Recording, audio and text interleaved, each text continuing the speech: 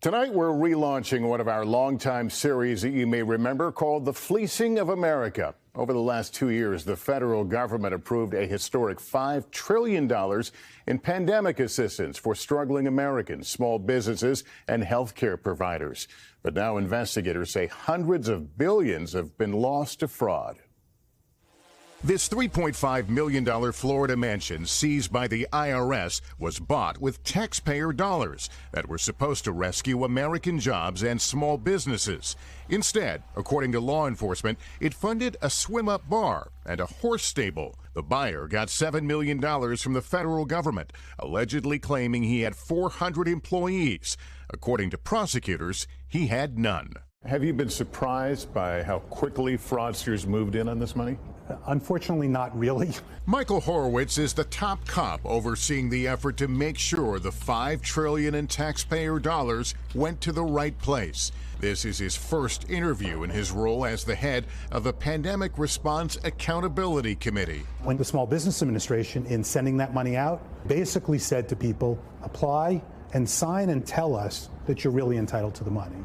And of course, for fraudsters, that's an invitation. The fraudsters are bold, buying luxury cars, flights on private jets, mansions, like this Los Angeles couple who led a massive $20 million fraud ring using fake IDs to apply for loans for fake businesses. They texted about the cash that was available. You need to apply, $10K guaranteed. They don't check for blank. It's all automated. Days later, texting, they got the money. I did 7 applications last night, and 4 of them got email that it's funded. I'm telling you to apply to Bluevine, an online loan processor. How much they send you?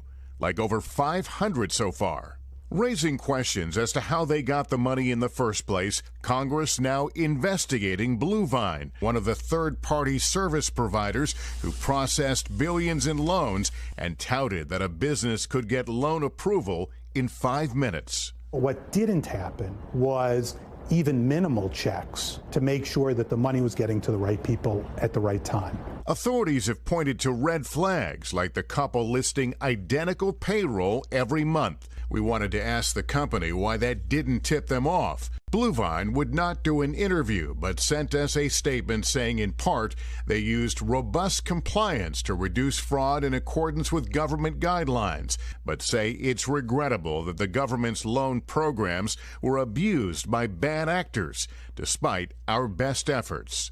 When federal agents arrived at the couple's door, they allegedly tried to stash this bag of $450,000 in their backyard. Once convicted, they fled, abandoning their teenage children, arrested finally in Montenegro. Investigators insist there are so many more cases like this to uncover.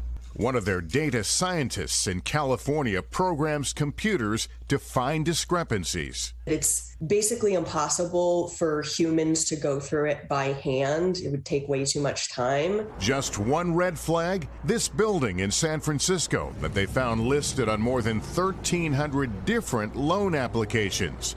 We have our data scientists pouring through those records, looking for anomalies, matching addresses. These are people who are betting on the fact that you may not be looking. And what we're here to tell them is we're looking. Thanks for watching our YouTube channel. Follow today's top stories and breaking news by downloading the NBC News app.